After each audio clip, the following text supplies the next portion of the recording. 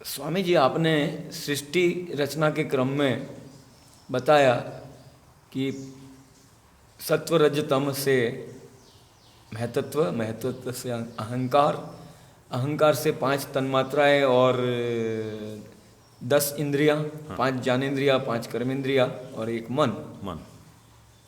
ये उत्पन्न होते हैं। और 5 तन्मात्रा से आगे विकार रूप में 5 स्थूलभूत बनते हैं। इसमें आप कृपया इंद्रियों के विषय में और मन के विषय में, उसका क्या इस संसार में महत्व है, उसका क्या रोल है, कृपया इस विषय में बताने का प्रयास करें।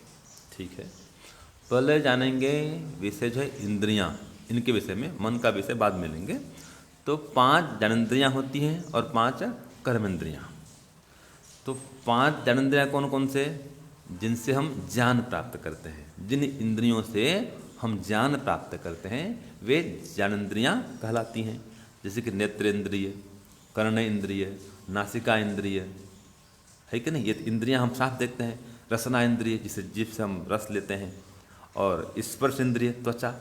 ये 5 इंद्रिय होते हैं, नेत्र इंद्रिय, कर्ण इंद्रिय, नासिका इंद्रिय और रसना इंद्रिय और त्वचा का ये त्वक इंद्रिय। ये 5 ज्ञानेंद्रिय हैं। आँख से देखते हैं, नेत्र से, कान से सुनते हैं, नाक से गंध लेते हैं और जीभ से स्वाद का ग्रहण करते हैं। खट्टा है, मीठा है, नमकीन है, ये पता लगाते हैं।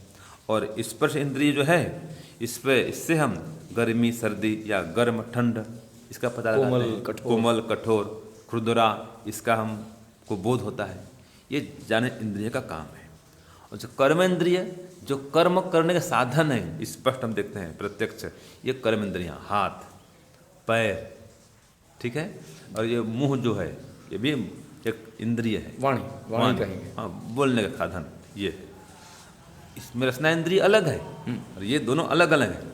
इसी गोलोक में 2 इंद्रियां रहती हैं, एक तो बोलने का साधन मुंह और एक रसना माने स्वाद का बोध करने वाला।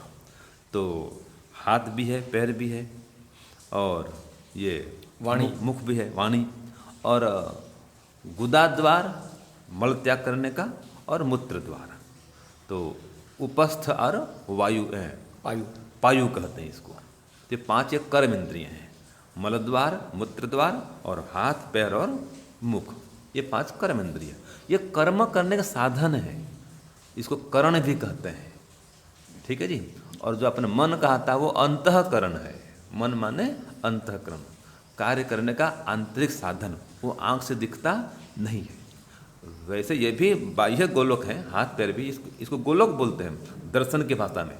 इंद्रिय तो उसके अलग है, क्योंकि किसी के हाथ कट जाते हैं तो भी उसके पास इंद्रिय तो है, हस्त इंद्रिय, गोलक नहीं है तो काम नहीं कर पाता है। किसी कान तो होते हैं गोलक, लेकिन सुन नहीं पाता है, मतलब कर्ण इंद्रिय तो है, गोलक काम नहीं करता। तो ये 5 कर्म इंद्रिय, 5 ज्ञानेंद्रिय और मन। मन माने जिसके माध्यम से हम सोच विचार करते हैं, संकल्प और विकल्प करते हैं, किसी बात का स्मरण करते हैं। इसी का नाम चित्त भी है, मन का ही एक नाम चित्त भी है। तो जिसके माध्यम से हम स्मृति उठाते हैं, संकल्प विकल्प करते हैं, वो काम मन का है, ये चित्त का है। स्वामी जी, आपने कहा कि हम स्मृति उठाते हैं, इसलिए मन का एक नाम चित्त भी है। तो क्या स्मृतियों का संग्रह भी उसमें होता होगा? हाँ, संग्रह करने के लिए परमात्मा ने 3 व्यवस्था कर रखी है। एक तो सभी स्मृतियों का, संस्कारों का, कर्मों का हिसाब किताब जो है संस्कार के रूप में मन में भी रहता है। और जब मन टूट फूट जाए फिर कहाँ रहेगा? तो उसका स्टोर स्थान आत्मा है। तो संस्कारों का संचय आत्मा में भी होता है, स्टोर वहाँ भी होता रहता है और परमात्मा के पास भी रहता है। तो 3 कापी, मन में भी, आत्मा में भी और परमात्मा के पास भी, इनका स्टोर ये होके रहता है।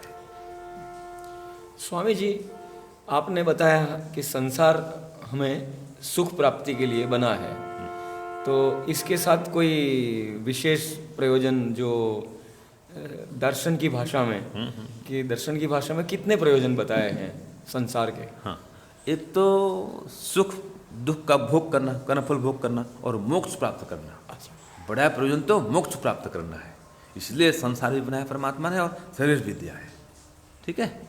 तो दो प्रयोजन हो गए, दो प्रयोजन, यानी कि अपने कर्मों का फल भोग करना भोग करो। और मोक्ष भी प्राप्त करना। ओम शांति ओम शम।